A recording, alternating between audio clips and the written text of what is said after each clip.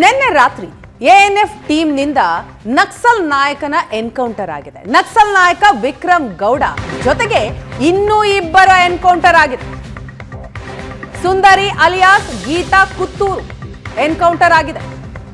Vanajakshi alias ಜ್ಯೋತಿ ಕೂಡ encounter ಆಗಿದೆ.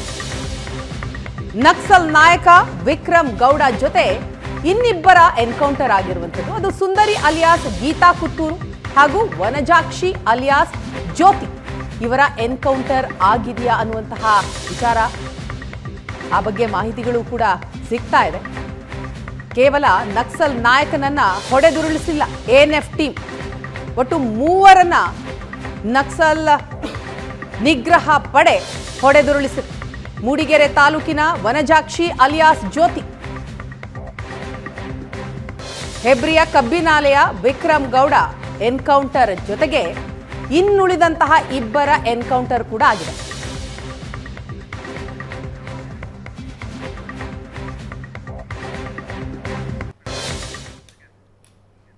ಇನ್ನು ರಾಜಕೀಯ ಸುದ್ದಿಗಳ ಕಡೆ ಗಮನ ಹರಿಸ್ತಾ ಹೋಗೋದಾದ್ರೆ, ಗ್ಯಾರಂಟಿಗಳ ಮೇಲೇನೆ ರಾಜ್ಯ ಸರ್ಕಾರ ಅಂದ್ರೆ ಕಾಂಗ್ರೆಸ್ ಸರ್ಕಾರ ಅಧಿಕಾರಕ್ಕೆ ಬಂದಂಥದ್ದು. ಆದರೆ ಈ ಕಾಂಗ್ರೆಸ್ನ ಗ್ಯಾರಂಟಿಗಳ ವಿರುದ್ಧವೇ ಈಗ ನಿರಂತರವಾಗಿ ಟೀಕೆ ಟಿಪ್ಪಣಿಗಳು ಕೇಳಿ ಬರ್ತಾ ಇದೆ.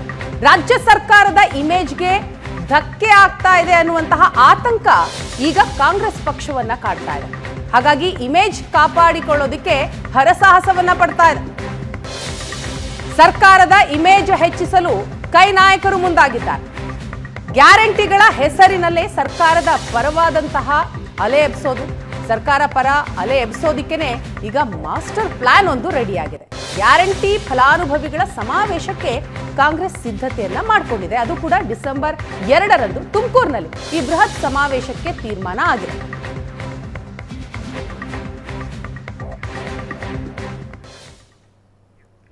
ಪ್ರಶಾಂತ್, ಗ್ಯಾರಂಟಿಗಳ ಮೂಲಕನೇ ಅಧಿಕಾರಕ್ಕೆ ಬಂದಂಥದ್ದು ಕಾಂಗ್ರೆಸ್ ಪಕ್ಷ. ಆದರೆ ಈಗ ನಿರಂತರ ಪ್ರತಿಪಕ್ಷಗಳಿಂದ ಬರ್ತಾ ಇರುವಂತಹ ಟೀಕೆ ಟಿಪ್ಪಣಿ, ಸೊ ಅದರಿಂದ ಬಚಾವಾಗೋದಕ್ಕೆ ಮಾಸ್ಟರ್ ಪ್ಲಾನ್ ಮಾಡ್ತಾ ಇದೆ. ನೋಡಿ, ಕಳೆದ 1.5 ವರ್ಷ ಆಯ್ತು ಕಾಂಗ್ರೆಸ್ ಸರ್ಕಾರ ಬಂದು.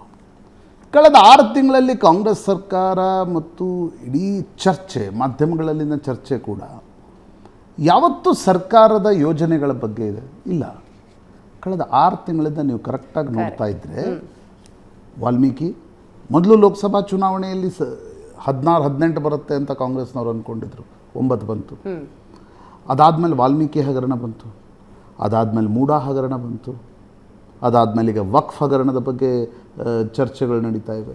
ಅದರ ಜೊತೆಗೆ ಜಮೀರ್ ಅಹ್ಮದ್ ಖಾನ್ರು ಆಗಾಗ ಇರ್ತಕ್ಕಂಥ ಅಣಿಮುತ್ತುಗಳ ಬಗ್ಗೆ ಭಾಳಷ್ಟು ದೊಡ್ಡ ಚರ್ಚೆ ನಡೆಯುತ್ತೆ.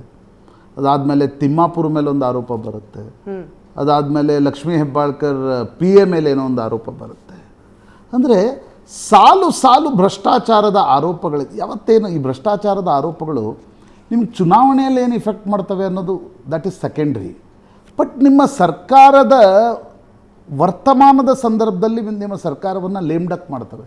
ಯಾಕಂದರೆ ಕಳೆದ 6 ತಿಂಗಳಿಂದ ನನಗೆ ಹೇಳಿ, ನೀವು ಸರ್ಕಾರದ ಒಂದು ಯೋಜನೆಯ ಬಗ್ಗೆ ಜನಮಾನಸದಲ್ಲಿ ಚರ್ಚೆ ನಡೀತಾ ಇದೆ, ಮಾಧ್ಯಮಗಳಲ್ಲಿ ಚರ್ಚೆ ನಡೀತಾ ಇಲ್ಲ. ಆ ಕಾರಣದಿಂದ ಕಾಂಗ್ರೆಸ್ ನಾಯಕರಿಗೆ ಅನಿಸ್ತಾ ಇದೆ, ಯಾಕಂದರೆ ವಾಪಸ್ ಇದನ್ನು ಮೇನ್ ಸ್ಟ್ರೀಮಿಗೆ ತರಬೇಕು, ವಾಪಸ್ ಏನಾದರೂ ಸ್ಟ್ರೀಮ್ಲೈನ್ ಮಾಡಬೇಕು ಅಂತಂದರೆ ಕಾಂಗ್ರೆಸ್ ಬತ್ತಳಿಕೆಯಲ್ಲಿರ್ತಕ್ಕಂಥ ಏಕೈಕ ಬಾಣ 5 ಗ್ಯಾರಂಟಿಗಳು. 5 ಗ್ಯಾರಂಟಿಗಳಿಂದಾಗಿ ಅಡಿಷ್ನಲ್ ವೋಟ್ಗಳು ಬಂದಿರಲಿಕ್ಕಿಲ್ಲ. ಆದರೆ 5 ಗ್ಯಾರಂಟಿಗಳು ತನ್ನದೇ ಆದ ಕಾರಣದಿಂದಾಗಿ ಪಾಪ್ಯುಲರ್ ಇವೆ. ಮಹಿಳೆಯರಲ್ಲಿ ಶಕ್ತಿ ಯೋಜನೆ ಪಾಪ್ಯುಲರ್ ಇದೆ, ವಿದ್ಯುತ್ ಫ್ರೀಯಾಗಿ ಕೊಡ್ತಾ ಇರತಕ್ಕಂಥದ್ದು ಪಾಪ್ಯುಲರ್ ಇದೆ, ಗೃಹಲಕ್ಷ್ಮಿ ಇಸ್ ಪಾಪ್ಯುಲರ್. ಆ ಕಾರಣದಿಂದ ಆ ಯೋಜನೆಗಳನ್ನು ಮುಂದೆ ಮಾಡಿ ಒಂದು ಸಮಾವೇಶವನ್ನು ನಡೆಸಿ, ಇದಕ್ಕೆ ನರೇಟಿವ್ ಸೆಟ್ಟಿಂಗ್ ಅಂತಾರೆ. ಪಾಲಿಟಿಕ್ಸ್ನಲ್ಲಿ ಇತ್ತೀಚಿನ ದಿನಗಳಲ್ಲಿ ಇಡೀ ಪಾಲಿಟಿಕ್ಸ್ ಗಿರ್ಕಿ ಹೊಡೆಯೋದು ನಿಮ್ಮ ನರೇಟಿವ್ ಸೆಟ್ಟಿಂಗ್ನಲ್ಲಿ. ನೀವು ಚೆನ್ನಾಗಿ ನರೇಟಿವ್ ಸೆಟ್ಟಿಂಗ್ ಮಾಡ್ತೀರಾ ಅಥವಾ ನರೇಟಿವನ್ನು ಬಿಟ್ಟು ಕೊಡ್ತೀರಾ ಅಂತಕ್ಕಂಥದ್ರಲ್ಲೇ that what matters in politics ultimately is perception. ಆ ಪರ್ಸೆಪ್ಷನನ್ನು ವಾಪಸ್ ತೆಗೆದುಕೊಂಡು ಬರಲಿಕ್ಕೆ ಸಿದ್ದರಾಮಯ್ಯನವರು ಒಂದು ಪ್ರಯತ್ನವನ್ನು ಮಾಡ್ತಿದ್ದಾರೆ. ಆ ಕಾರಣದಿಂದ ಈ ಗ್ಯಾರಂಟಿ ಸಮಾವೇಶಗಳನ್ನು ನಡೆಸ್ತಕ್ಕಂಥ ಪ್ರಯತ್ನ ಎಷ್ಟರ ಮಟ್ಟಿಗೆ ಸಕ್ಸಸ್ ಆಗುತ್ತೆ ಅಂತ.